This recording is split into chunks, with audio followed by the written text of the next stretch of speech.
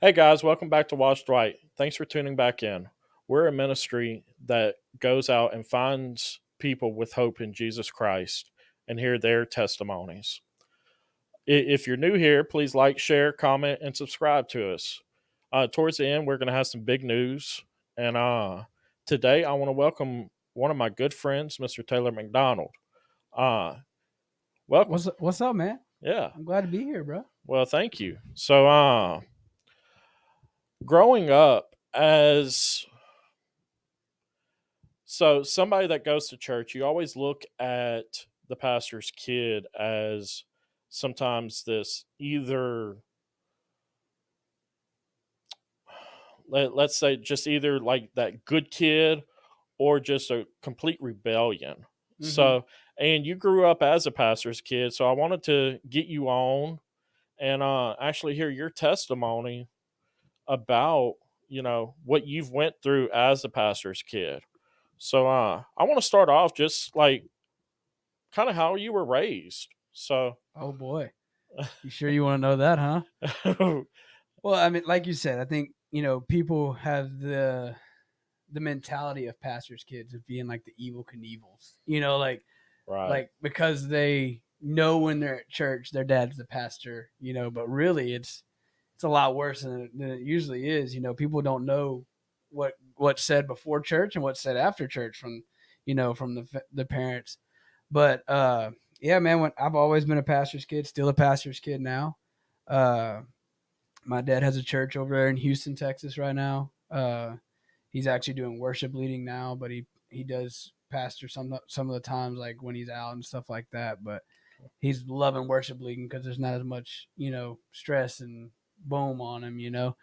Uh, but from the age that I can remember, been in the front row. My mom and dad never let us sit like right. behind the front row, like because my dad wanted to make sure keep an eye on us. My mom wanted us to sit there so we wouldn't act up, you know. And we all know like the first 3 rows are like the splash zone, Right, right. you know. That's one area you don't want to sit Yeah, in. like you always coming in with some paper towels and stuff, just trying to wipe your face Yeah, off. Because yeah. I think one time me and my brothers, I think we were talking about. I don't know if we ever did it. I can't remember back then, but I don't know if we ever did it. But we thought about wearing some like safety glasses and like a visor over our face, like that way when my dad was over there by us, because my dad was one of them Right, walking pastors, bro. Like he would right. walk pace back and forth and you know all in it. He was all in it. Yeah. But yeah, like my So, journey okay. starts off at the very beginning. Yeah. I knew church, been in church all my life, right? Just knew it. Was there every Sunday, Sunday night, Wednesday night.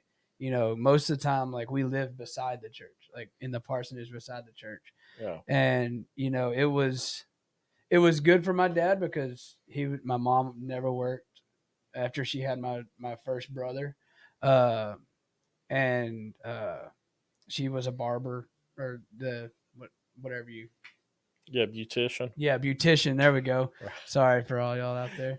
Uh, but she was a beautician, and she stopped doing that, and she just cut our hair for free. So that Right. was a perk. But she stopped doing that, and my dad just went full time, just working and pastoring. So it was always a hard life for him. But for me, whenever uh, I was young, like I never grasped the fact that my dad was a pastor. I just knew we were like big into church. Right. Like, woo, hey, And my how many brothers and sisters do you oh, have? I got two brothers and a sister. I Okay. got an older brother, a younger brother, and a younger sister. And so like I think it was just me and my brother, my older brother. My younger one might have been born. Probably was. I think he was just a little baby. But we're from Tennessee. That's where I was born and raised for 16 Okay. years, but we'll get to that point. Yeah. But I think I was like 7 or 8 at the time. I was really young. But there's a big tornado that came in to Tennessee, and we were in this the parsonage, but we over up in Tennessee, you have like basements. You have like these storm shelters and stuff because we always get tornadoes, and so we go in there, and my dad was always the guy when the weather was bad. Like he's going out there to watch it. He thought he was Weatherman Terry, and whoa, yeah, I got this, you know. And so like we're in the storm shelter at this moment when the tornado's out there, and he's looking out, watching everything, and like I'm down there like panicking, like am I gonna die today, you know, and stuff like that. And so like I was like telling my mom, like, Mom, I don't know Jesus. I want to be saved, you know. Okay. And so like my mom like yells at my dad, like, Terry, you know, just your son wants you, you know, and he's like yelling at Yeah. him, and I'm like, I didn't mean to get you in trouble, Dad. I'm sorry, but I need to get saved, you know. And so Right. so I thought I was saved at that moment, you know, and I was Right. like, I was just going through the motions, like a lot of people do in this world. Like they go through Yeah. the motions of, I accept Jesus Christ in my life, and then they never truly accept Him, you know. And I was still young, and so I thought I was Right. like, oh yeah, yeah, yeah. But going on through my life, I never really lived out the Christian life like I should have, you know. So until I was about 14 or 15, and you know, I was big basketball player for the middle school, and like, you know, our middle school team was like actually really good and stuff. And so like uh I was dating like the popular chick, you know. I thought I had life rolling, you know. Right. Dating The this good girl, you life. know, she was big into the church, and like her parents were high up there, so like I was like, yeah, I got life going, you know. Until like uh one night we had a revival, and it was Brother Lammy Lammertsfield. He was like one of my dad's best friends. Like Okay. he was the coolest dude, like coolest dude ever, bro. He would sing, he'd like, let's have a revival, you know. He would have his own little revival song, bro. That's how cool he was on it. But you know, I think it was like the last day we had it, my girlfriend at the time, she was like asking me questions about Christ. Like she was like, I didn't know she wasn't saved, you know. So we're sitting in the pews, and I'm like, yeah, you should know. Yeah, you need to know Jesus. He died for you, you know, and all this. And Yeah. like, so she went up and got saved, and I was like, yeah, yeah, yeah, yeah, go girl. You know, you living for Christ now, you know. And but so we were all, you know, talking, me and her family, and my family and her family, and just having a good time, you know. And then we go home, and you know, me and my brothers really shared rooms, like because there was 6 of us total, Yeah. and like in a 3-bedroom parsonage, you know, you got one room there, and Tyler, my older brother, usually got the room by himself, you know, or my little sister, one of the two when she was younger. And so I'm laying in my bunk bed, you know, back when you had this is a wooden bunk Right. bed too, bro. Like it's wooden. We thought we were cool, you know. Oh I yeah. got the top bunk because I was always scared that if I was on the bottom and it broke, I was gonna be down there and get smashed, you know. So I was like, I'll get the top bunk, don't worry, you know. Yeah. And so Yeah. I'm asleep, dead asleep one night, man. And it was like 12:30, 1 o'clock, and like I just woke up crying. Like just woke up crying. I didn't know what was going on, and I was just like, what in the world? But it was God talking to me at that time, just saying, hey, you can't lead somebody to Christ if you don't know me.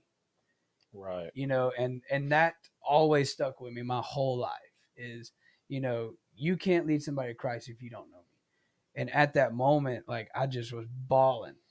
I was bawling. My little brother, I think he slept through it. That dude can sleep through anything though, bro. Like it could be a meteor shower right now, and he'd be sleeping. You didn't know what was He happening. didn't know what was happening, but I jumped down, and you know, I would just go into my dad and mom's room, knowing I'm probably gonna get in trouble because I'm gonna wake them up. But you know, I was like just bawling at them, and my mom's like, "What's wrong? What's wrong? Are you okay? Are you okay?"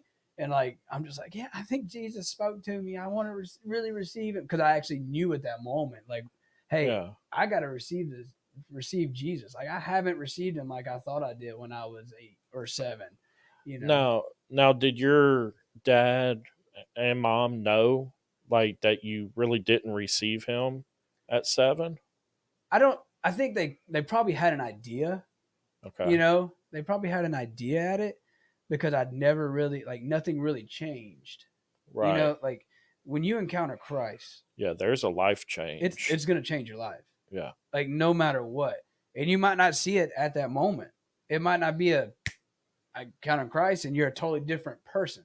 Right. Like it's a building process, you know. And so like uh, they kind of I figured they kind of knew, you know, because I was so young and it was just the heat of the moment thing. you know, Right. to where like I was scared I was going to die and I wasn't going to go to heaven. And, you know, but I think my dad knew in a way like, hey, you know, the Bible talks about, you know, the kids are going to heaven until you get to that age, you know, Right. and like, at least I hope they believed it, you know, because when I did Yeah. it, they were like, oh yeah, you could tell like there was something that changed. And so I go in there and my dad's like, okay, are you sure you received Christ? Like, are you sure like you want to receive him? I thought you already did. I was like, no, Dad, I thought I did too, but this is the real deal. You know, like Yeah. I was just scared for the tornado the first time. Like if that thing swooped me up, I was gone. I was 8, bro. Like I was gonna be a little toy to the Right. tornado. And Right. so we say the prayer, Lord, like the prayer he prays with me, and you know I accept him into my life, and I get baptized that next weekend. Uh, but ever since then, you know, I was like, I know I'm saved, you know, Yeah. and like, but like things didn't go like I thought they were gonna go, you know, like once I got saved, like I feel like now looking back at what I know, God was doing things in my life to take things out, you know, Right. and that's where a lot of people struggle is like it's who you're hanging around with. Yeah. Yeah. I was about to ask, like, did your friends change? And Yeah, uh, my mindset towards my friends changed. You know, right. I still acted like I was that popular kid, you know, Yeah. because I was tried always tried like all the girls wanted to be around me and stuff like that, you know, and I thought that was the case, but you know, I'm just a friendly guy.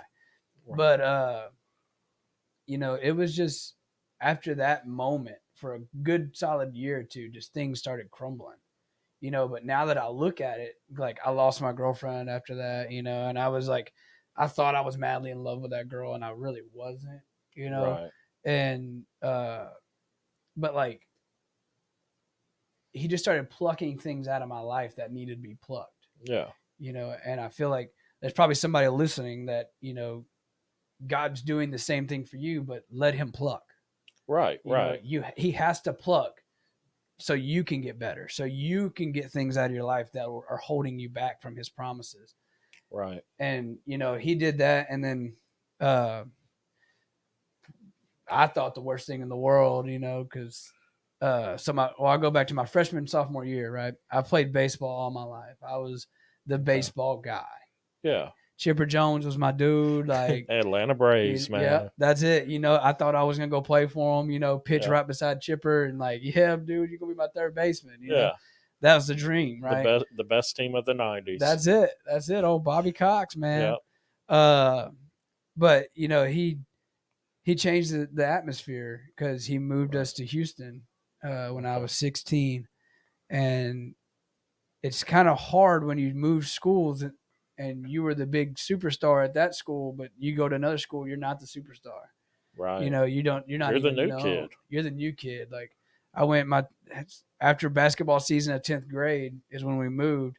So I didn't even get. I was going to be the starting pitcher for our baseball team that year, and like on through my 11th and 12th. Well, we moved, and you know I thought it was the worst thing. I was so mad at my parents. Like, man, why'd y'all do this to me? You know, and you know I never grasped Jeremiah 29:11. Hmm. You know, his plans are to prosper us, not to harm us. Right. You know, and if you actually read it, it says, "For my plans are to prosper you and not to harm you." Yeah. That's not our plan. That's You right. know. I That's think a his lot of plan. people get into the my, you know, Right. and we think, oh, well, just because God's plans to prosper us, He's gonna work it out. Yeah. Like, no, if we're making decisions without Him in it, it's not the right decision. Correct. You know, and he's gonna work with that. He's gonna turn all things for good. You know, but you know, I never grasped that until now. Yeah. You know, so we went on through baseball life, and my 11th grade year, I got to pitch like twice on the JV team. And then my senior year, I actually only got to pitch one game, and it was against like the number 3 team in Oh Texas. wow. And then you know we actually won that game, and I did pretty well. I don't remember everything about it, but I know I held them pretty good. Uh, and then so like uh, like I was never looked at, to be that guy. I was Yeah. always like the country boy, on the team, and Right. I started doing welding when I was 11, and when I was in 11th grade, and I started welding and doing all this, so I was fixing everything on the team, and I was the guy who was trying to bring joy to the team, but I was also the guy trying to fit in. Correct. I was trying to be this class clown when it really wasn't me all the time. Like I was really deeply hurt and really affected by what was happening. Yeah. Because and my parents can tell you, like, there was times where I would come home and I'd just be like, I don't even want to do baseball again. Like, I love the sport, but it's draining me. I don't get to pitch. All I'm doing is throwing bullpens, and so like Yeah. my before my senior year, me and my dad, he took me to an Ole Miss camp to to show him it was like a open thing. You can go up there and they'll look at you, recruit you if you wanted you and stuff like that. And and that's where I was going to play baseball. And I was like, Okay. okay, and so I went there, did really well in that, and go back my senior year, and like halfway through the season, I never told my parents about it, but I knew I was smart enough to know that it would have put a burden on everything, so, Yeah. and I was that kind of guy. I didn't want to burden anybody, and so I kind of started having problems in my elbow uh, Mm. about halfway through my senior year after I pitched that game. But a lot of times, like, I was trying to throw harder than I needed to, to try to get the coaches to look at me, Yeah. and it was really the head coach. Uh, but I've forgiven him and all that for sure. Right. But But yeah, I mean, this was a brand new school. brand new You know, school took you me were coming. forever. Yeah. That your old school, they were used to you. You know, you That's right. didn't. Yeah. Everybody knew me. Everybody knew Right. me as, hey, this dude. I was starting pitching on Right. the scene with the varsity my freshman year. And actually my middle school basketball coach became the head baseball coach for the high school. But yeah, so we do my senior year, and I had a choice. My parents really were trying to push me to, hey, you need to go to college for baseball. You need to go to college for baseball. Do this. Your dreams are to be professional, and they do it now. Still, they're like, man, you could have been there, But Yeah. now I know my plan. God's plan wasn't for me to go play Right. baseball, uh, because it would have led me to the same path that I was going the rest of my life. And so my senior year, I grabbed my buddies that were in FFA with me, and I was like, man, we need to go look for jobs or something, And my best friend now, his name's Cameron McGarry. Like, I remember us like wanting to get a job, and I actually worked through my senior year, but after my senior year, we moved to Tennessee, back to Tennessee, and it was just a crazy story, really. I mean, Yeah. I've moved like Okay. I think more than 10 times probably in my life. Like, Wow. yeah, every Okay. 2 years we would always get up and move. Okay. So I've always known the newness, but when you get in high school, it's totally different when you get the Yeah. newness because you got to make new friends. You got to do all this all over And again. you're jumping into cliques that Yeah, have already been established. that's right. And it might You know. not be as I've never like jumped like city to city. You know what I'm saying? Like Right. I've never jumped my neighboring city. I've never been to Houston to Katy, Right. or something like that, from Kingwood to Katy, something like that. It's always been a pretty drastic jump to where I had to Yeah. make new friends. And when we moved to Houston, that's 2 or 3 states away. Right. Right. There I is no. there is no going to hang out with my old Yeah. friends. Yeah. It's over. Exactly. And so, so my senior year, we moved back to Tennessee, and we actually moved to the mountains. And I was like, "Oh, okay, all right, I can be in the mountains." But I always knew Tennessee wasn't where I needed to be. Okay. There was nothing for me. Uh, and so, like, looking back at my life now, like, you know, I would. There was times where I would debate on what's going on, and why. But Yeah. like, I never knew it, but God was talking to me the whole time. Right. Like, you never understand it sometimes when God's doing something and you're just like, this is stupid. Why do I gotta be like, but Right. God's like, hey, this is me doing it. So how would your friends like describe you? The ones that you were close to in each city, that your dad would go and pastor. Yeah. They would always describe me as the loud one, energetic one, you So know, same Taylor. same guy as y'all see now. I was always the guy fitting in, Yeah. but I always had that trustworthy part of me, Right. like people knew they could trust in me and they could rely on me to do things. Uh, and so, I hope it's not different now, but it could be. Right. Who knows? Yeah. I always try to come through for everybody I can, Yeah. but yeah, my friends drastically changed when the elbow happened, and that's really the turning point of where in my life started started going wrong. I'll say that. Like Yeah. started going to the idea of what I wanted. Uh and so when I moved to Tennessee, I moved back after about 2 months. I moved back to Texas because my brother moved back. And my brother did it in the random middle of the night, bro. Like I was Oh asleep. wow. Okay. He packed his stuff up. I didn't hear a word. I didn't hear him make a noise. I might have, I don't remember, but I think I did hear him and I was like, "Where are you going?" He's like, "Back to Texas." It's like, "All right, be careful." Okay. Like what am I supposed to do? What else Yeah. to do at that moment? Yeah. But he took off back to Texas, and I was like, you know what? There's nothing here for me. Like I can't get I don't want to get a job. I want to weld. Like, and there's nothing to weld in Right. Tennessee except for cars. Uh, and so there's a few plants, but not many. But then I moved back to Texas, and my dad said, "Okay, I'm giving you like 2 months, 2 months to get a job. That's all I'm paying for you on." Because he gave me the car to come down here and all that. And so I came back to Kingwood and just started fitting back into what I was doing, you know, So now it's you and your brother and your mom, and, dad, and rest of the and all family of them still were in up in Tennessee. Tennessee. Okay. Yeah. And so, man, I'm struggling. No lie. Yeah. Me and my best friend Cameron, we were booking. We were going to every business we could. I was Right. going to auctioneers' houses and stuff like that, trying to find a job, like just anything. I don't care if it's cleaning toilets, dust, taking out the trash, whatever you need me to do. I just needed to stay in Texas because I was like Right. a week left, and then boom, here comes God stepping in again, and I never knew it at that time. I was just like, Yeah. oh man, this thing worked out perfect. Your boy staying in Texas, dog. I ain't got to worry about nothing now. And so like a guy we used to live next to in Kingwood, like his name was Eric, and he was one of our neighbors. And his daughter and my sister were pretty good friends.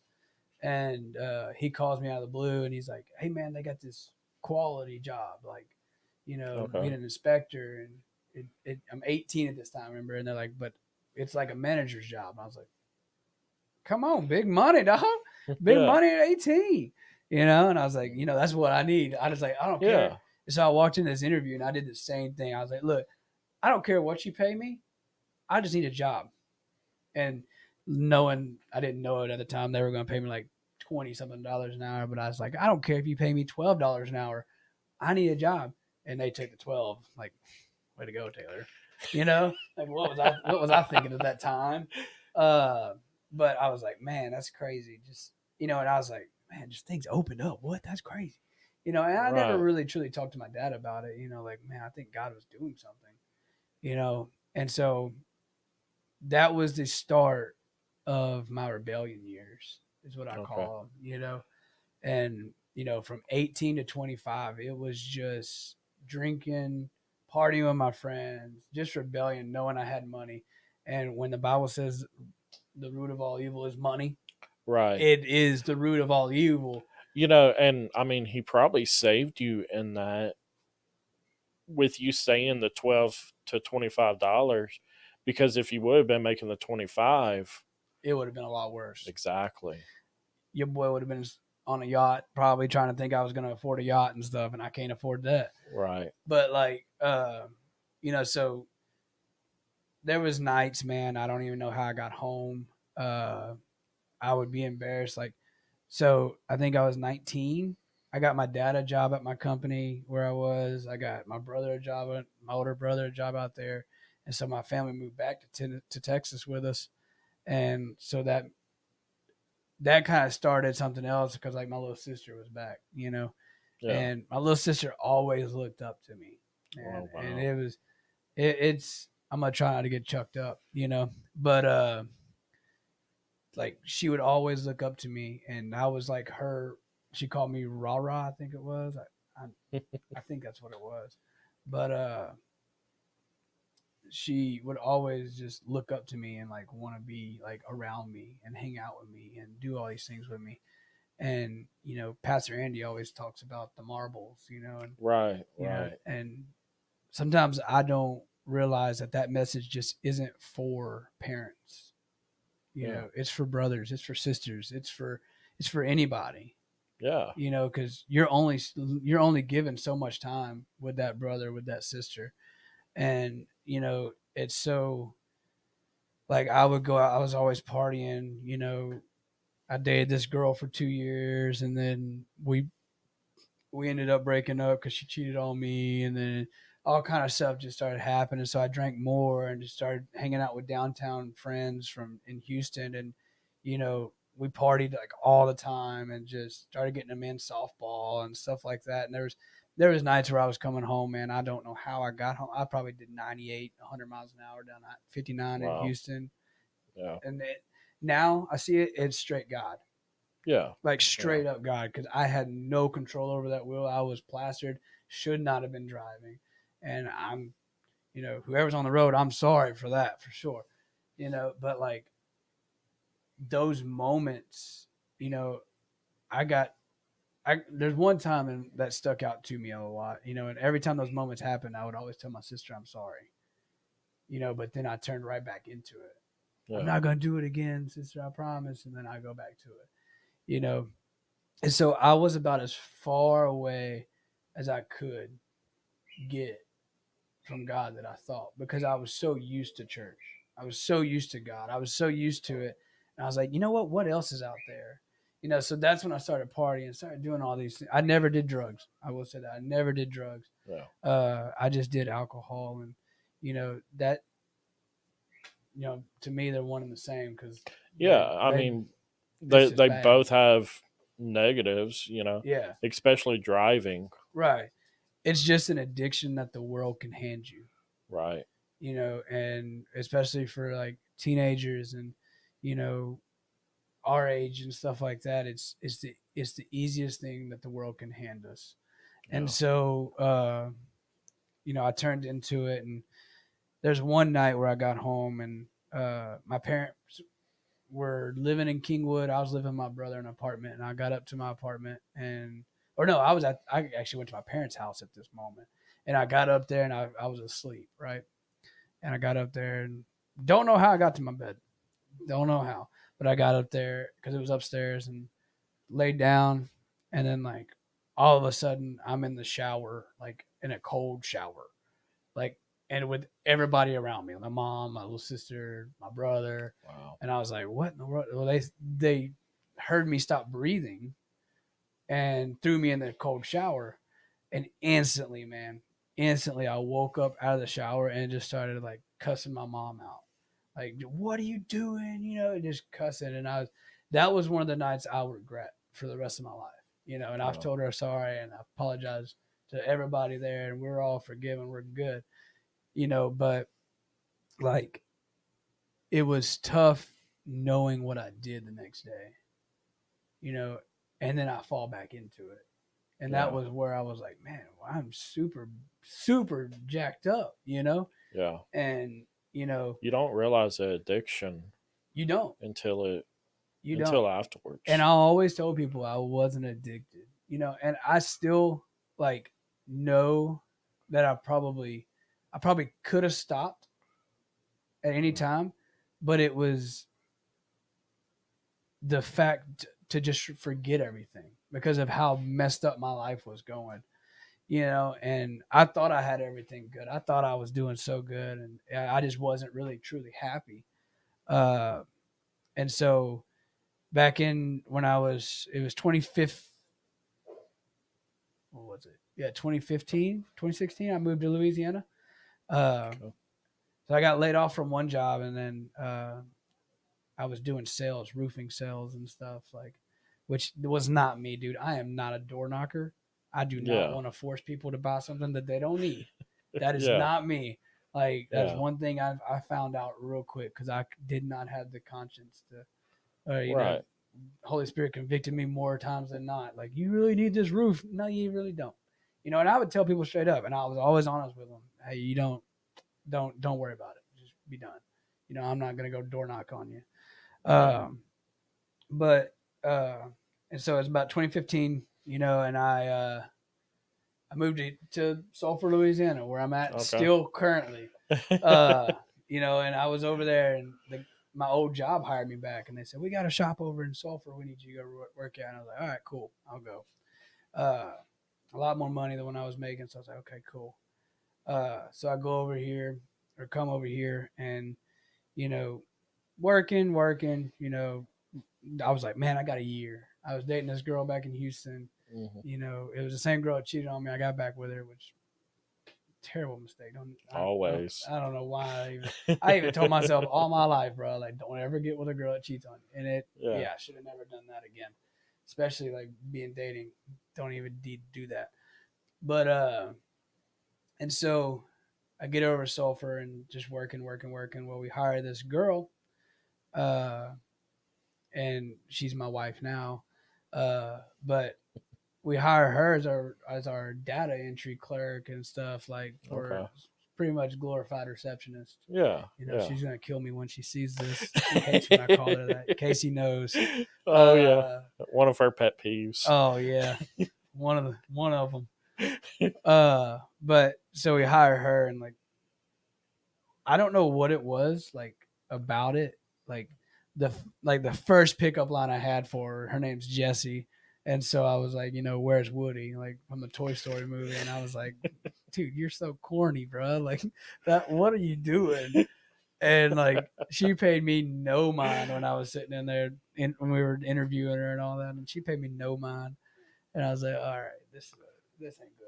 But like, she always, like, there was something about her that I wanted to be a part of, and so for a whole year I was like, man, I'm almost back to Houston, and I would be friends with all of them and everything, and like, and I kind of just I was still going to Houston every weekend, and so it was still just that same struggle of going back, partying, hanging out with my friends, doing all this, and I was still in Louisiana. And I was like, my buddies would be like, why are you in Louisiana, bro? Like, that's the water boy state. I was like, yeah, I know, dude. And they all weird over there. I know, and, like, not knowing, and I was like, that's all you think about in Louisiana is the water boy, Right. Gatorade, and like cooking alligators on this table, just like smoking it like his mom did. And, riding a gator to work. Oh yeah. Like, what in the world? And I was like, okay, God, I see what you're doing. You want me to go here. But what's funny, and that a lot of people don't know, is before I moved to Sulphur, we're going to backtrack a minute. Before I moved to Sulphur, me and a couple of my buddies, one of them was getting married. And so we came to the Nugget over here. Okay. And we were passing through Sulphur. And for some reason, and I know now it was God, but I was just sitting there looking at the town like, yeah, it's not bad. And I saw the name of it, like Sulphur. I was like, who would name a town Sulphur? Like sulfuric acid. Like, who wants to be a part of that? And I was just like, I was dogging on it for the longest time. Right. And then not knowing God was going to be like, yeah, that's, you don't you're going to call that home. Yeah, you're going to call that home for a long time. I was like, oh boy.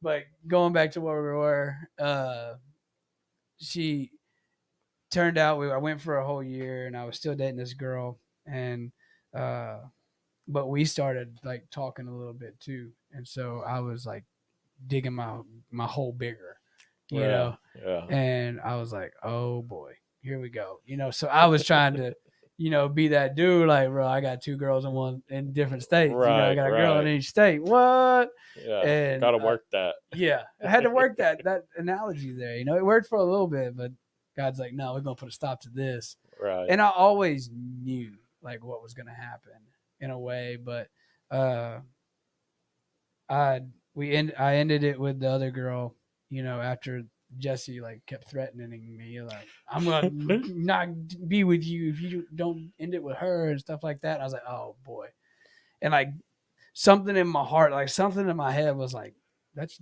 your wife, like that's your wife. You Yeah. better do what you gotta do to get her. I was like, oh, So she hasn't changed that much. no, she hadn't changed that much.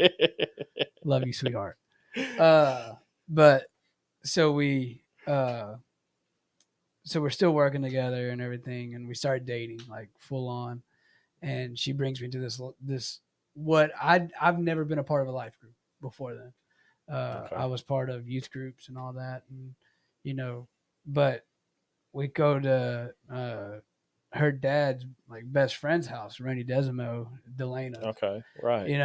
And like we walk in, and I was like, "Yeah, I'll go to Bible study with you. That's cool." Yeah.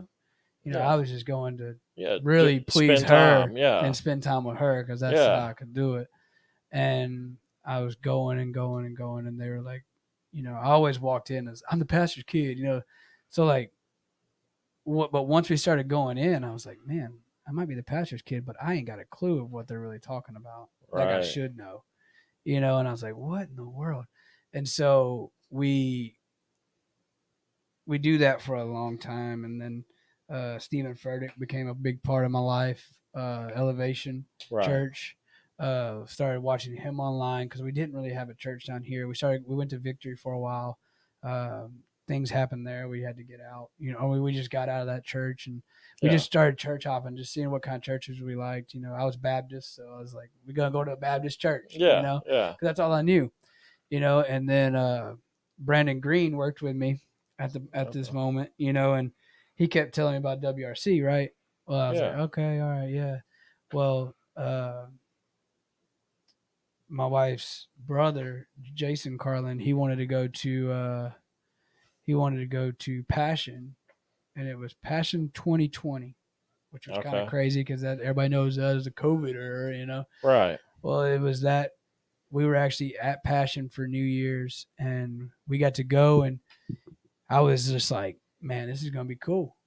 I was going as a chaperone because that's the only way I could get into Passion. But I was like, dude, Elevation gonna be there. That's the only thing I was excited for. Elevation was gonna be there. I was like, yeah, I love Elevation Worship. Let's go. Yeah. But secretly I was listening to country and rap and all that back in the day. And, right.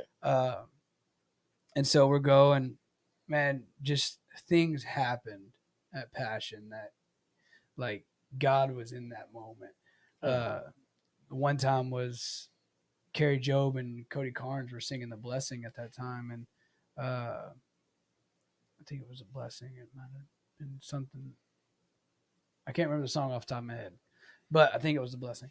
But we were in Mercedes-Benz Stadium at the Atlanta Falcons Stadium, and we were up in the nosebleeds, and because it was a weird story on that one, but we sat up there, and I was like, man, we're gonna get something good out of here, because there was like this big argument about you can't save seats, and somebody was saving 30 seats, and all this big stuff. And, and so I was like, let's just go over the top. We're gonna get something regardless, because God's in the whole place. And we sit up there, and it just gave me time to actually be by myself for a minute, and just listen. And so they were singing, and there was guys working up top, like around the roof. Wow. Because they got one of them retractable roofs, right? Yeah. And like they were singing out of the blue, and I had my eyes closed worshiping, and like I was just like open my eyes, and the roof starts opening, and I'm like, what the? And I thought it was Passion opening in the roof, and you just see workers running up there, like, what is going on? And like they came on the announcement thing, and they said, hey, the roof wasn't supposed to open. Like, it's broke.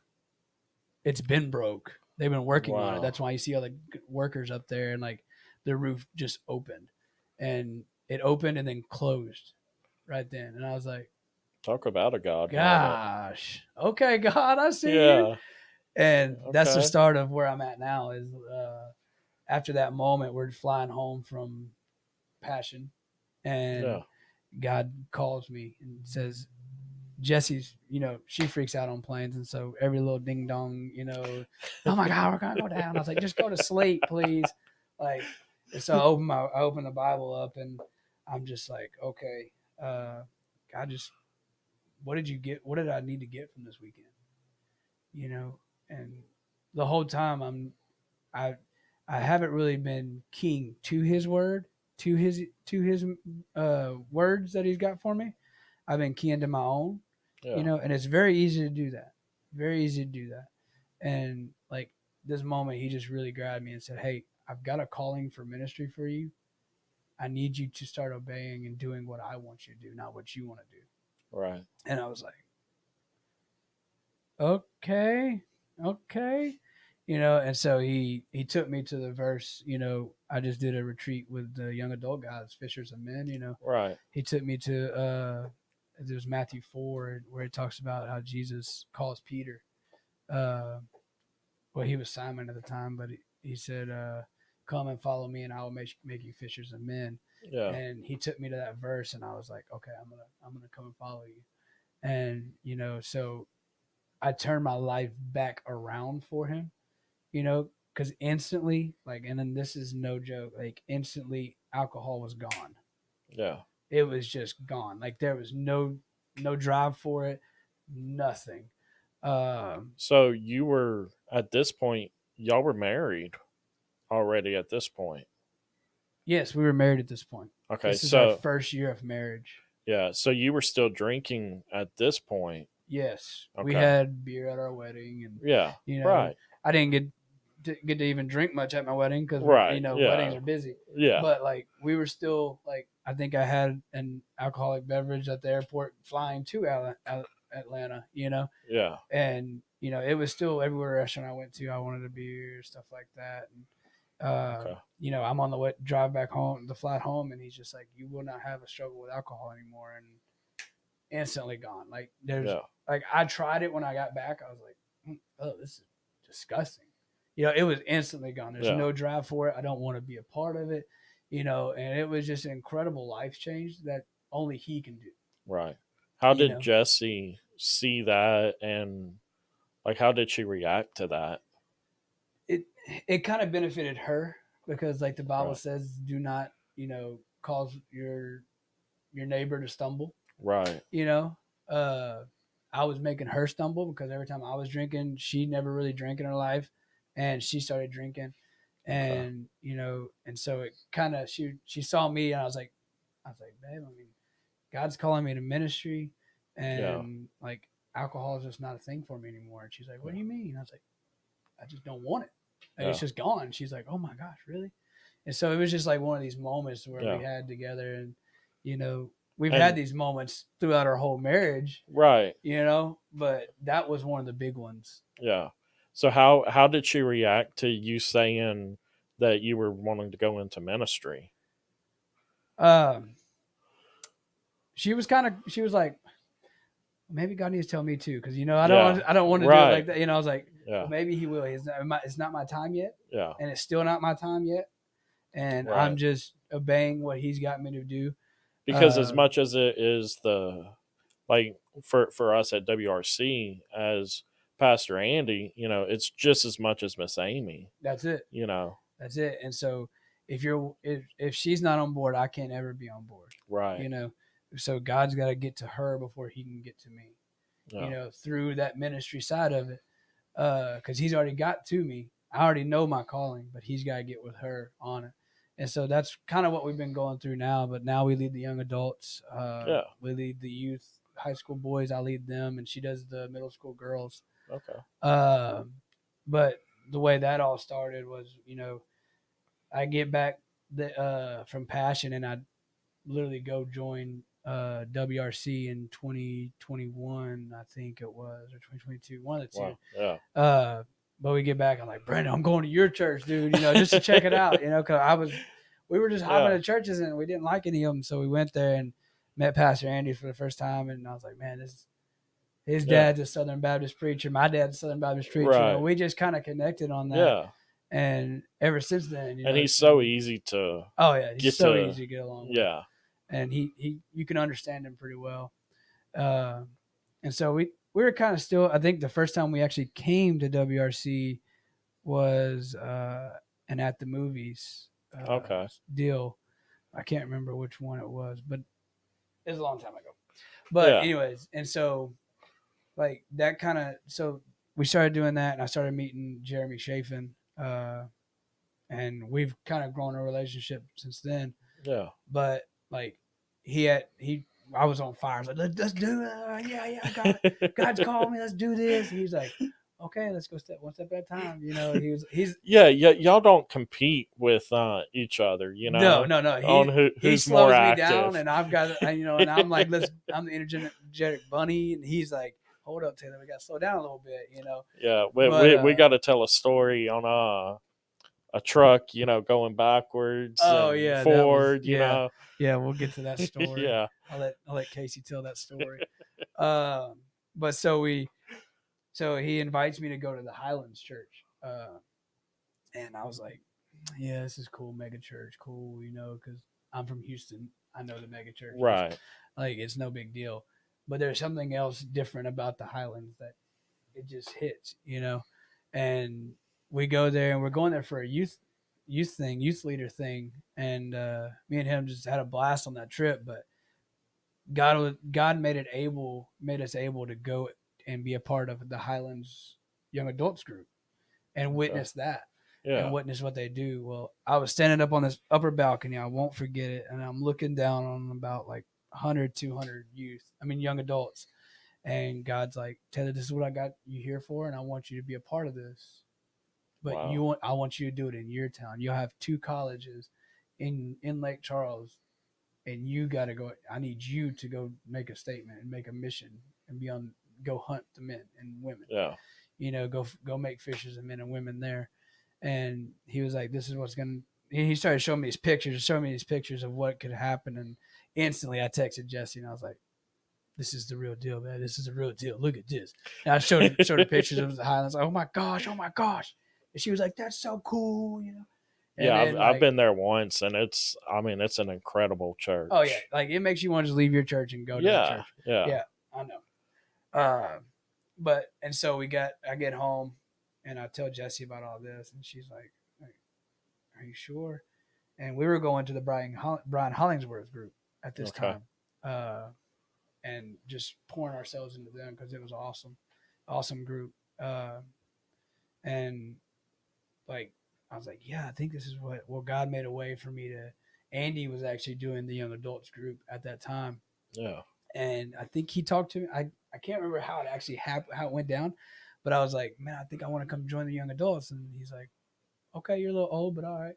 I was like, I know I'm a little old. And so he brought me along, and he started giving me more roles into that and building my leadership skills up into that young adults. And then, now I've got the young adult life group, right. And me and Jesse are the leaders over that. And it's just been incredible. We've seen salvations, we've seen things happening through it. But, I look back now at my life, and my dad always, my people would always ask my dad, like, why does God allow things to happen to people, bad things to happen to people? And he'd always say, if bad things never happened, he couldn't get glory from it. You wouldn't learn from it, and that's stuck with me. So like, I know I rebelled and went from, preacher boy to, partying and alcohol. Yeah. But like, if I wouldn't have been able to go through that, I wouldn't be able to click with people that I have now. Right. It's all part of the testimony. That's it. And it all turned for God's glory. He gets the glory because I get to connect with people that I would have never been able to connect with. Yeah. If I never went through it, but it grew me closer to God and grew me closer to Christ. And, just the purpose of of my testimony is really just the expected perfect life. I told you that the other day. Right. Like the expected perfect life of a preacher's kid. Like people expect us to be the perfect person Right. because Yeah. we're the pastor's kid. We know we're supposed to be a part of the Bible all day, every day. Well, we're not. Pressure gets to everyone. Yeah. You know, that's why, you know, pressure is just such a big thing in the world because, you know, if I can pressure you to do something, you're going to do it because it just feels like you got to give in. I mean, even Peter was pressured in front of Jesus. Yeah. Whenever Jesus said, "Get behind me, Satan," He was. you know, he spoke directly to Peter. Yep. That's right. You know, And, you know, we all see it as like, you know, Jesus was tempted, you know, and by the devil on the mountain, right? And you get tempted 3 times, you know, so we know temptation's coming and temptation's going to probably get to us at some point because we're not perfect. Yeah. But our main goal is to rely on Christ for it. Turn to Christ for that moment and not for yourself because we're not meant to do life alone. Right. We're not meant to do this. We pick up our cross and carry it, you know, and daily actually is what the Bible says. And, you know, we have to understand that no matter the pressures in life, no matter the temptations in life, God's always got us. Yeah. Like I rebelled and got as far away from God as I could, but it wasn't too far. Right. He still grabbed me and said, "No, that's not your life. This is my life. Go." Yeah. You know, and I think I tell people a lot is like, what are we called for in this world? Our great commission that God gives us is to go and make disciples. It's not go and make money, go and make friends, go to make family, go and do this. It's go and make disciples for Christ. Yeah. Like, and that can be through work. That can be through those things. But that's not the main priority. That's it. And we get wrapped around that. Right. And we struggle with that a lot and then that's what the devil wants to use to get us and put pressure on us. You know, because one guy might make more money than we do. And, well, that's not right, you know, and it's not about the money. Yeah. If God's meeting every need you have, that's all you need. Right. You know, and so that's pretty much what my story is, man. Of just man, it's incredible. Well, it's God's, man. Like, God. And when we talk about testimonies, you know, it's written by God. That's right. So how can they not be incredible? That's right. I think I was telling y'all the other day in live group, you know, people ask like, you know, what do I say when I talk to people about Christ or something like there's no secret. Yeah. There's no like, you know, everything you're supposed to say. God gave you a story. Yeah. All you got to do is speak it. Yeah. You know, and so people get wrapped up into so much of the, oh, well, I don't know how to bring somebody to Christ or anything. That's right. The easiest answer, just tell your testimony. That's it. Look what he did for me. Yeah. He can do the same for you. Yeah. And that's it, you know, and just to know that, you know, if you're watching this right now, like you're never too far gone. Right. Like you're never too far gone. Yeah. Casey's got a story that's incredible. I've got a story. Everybody you meet's got a story. Even if they don't know Christ, their story is being built right now. Yeah. And, you know, you just, that's the hope that Jesus Christ gives, you know? And that's the thing that the world needs most. Yeah. You know, it's not, you know, we don't need perfection. We don't need the right person in government. We don't need this, that, and this and the other. We need hope in Jesus in this world to bring it back. And it starts with you as an individual, you know, because, you know, we all know church is just a building. We are the church. And so we have to be on mission all the time. Yeah. You know, it's not like, you know, yes, we have certain missionaries. You know, Paul was one of the greatest missionaries, you know, but he was on mission for Christ every second of his life. It didn't matter where he went. His main objective was to get to Rome. Yeah. But everywhere God took him, he was sharing his story. Right. He wasn't going in and being, well, Jesus is, you know, he wasn't giving this whole theology. And, you know, a lot of times we think we got to be a theologian to talk to people about Christ. But Paul didn't even do that. Right. Paul told him about Paul told people about how Christ covered his eyes and opened them back up for him. Yeah. That's it. And that's the story. Yeah. And that's the hope you need in Jesus. Right. And dude, man, I love this. And this leads me to something that I talked a little bit about it in the beginning, that we had some big news. And Oh yeah, we do have some big news. so we do have some yeah, big news. we're actually, so this kind of what we were just doing, you're gonna come join us Yeah. for a little bit. Yeah, I am. Whenever Yeah. y'all want me to come on and join, I'm gonna join in. Yeah. And So we're actually gonna have Taylor come and join and help pumped up. do some of the podcasts, because if you haven't noticed, he brings a lot of energy and he's Yeah. I mean, I'm co-leading with him, and man, you heard his story. It's incredible. And it's awesome, man. And I appreciate you. I want to be able to give y'all some more insight, Yeah. and we get to hear it all the time. And so I want to bring that to y'all. And I'm super excited. I did want to say one thing about one of y'all's previous podcasts y'all did with where it was you and this last one y'all just did. Yeah. Where y'all were talking and coming up with Bible verses. You said Ezekiel 36:26. Right. And that's a big one in my life now. Is because I built a heart of stone. Right. Because I rebelled and I thought, but slowly but surely God's chipped away each concrete piece. Yeah. And he's going to do that in your life for everyone. Yeah. He wants to give you a new heart of flesh, a new heart of, for him. But like, you have to accept it and want it. Yeah. And not put a concrete piece back on. And it's funny because I served on that walk, and you actually attended. That was my walk. Yeah. Because I talked about that Bible verse, Ezekiel 36:26, was one of the verses of a previous walk I served on, and you actually were on the walk. Yeah, as a believer. I got to hear Casey's testimony. Right. Yeah. That's a treat already, bro. But that's a treat. Man, I appreciate you coming on and I appreciate y'all telling your testimony.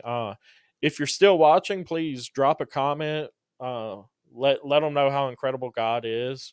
Let me know what your inclination of a pastor's kid was. Tell us what you really think. Yeah. So I don't want to leave without saying please like, share, comment, and subscribe to it.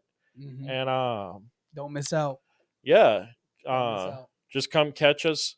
Pastor Josh is still around. He is still doing these with us, but I think it's going to be a trio of us, and we're going to bring some power. We're going to be the three chords. Let's do it. Yeah. God's going to definitely work, and I think God has big plans for Washed White, and I just want him to bring it and just use us. That's right. That's right. That's all we can do. But other than that, I think we're going to go, and I think I have some brisket to cut up for us. So dang, we get food for these guys? Okay. Yeah. So faith walk all over again. Right. But that's awesome. It was incredible, and I thank you for coming along. And I appreciate you having me, man. Yeah. This is the second time I've gotten to tell my story like publicly. That's incredible. And yeah. So it's an honor. Yeah. It's an honor. That's awesome. So, appreciate you, man. Yeah. Well, it was good talking to you, and good talking to everybody there. So that's right. Guess we will see y'all on the next one. We'll see y'all later.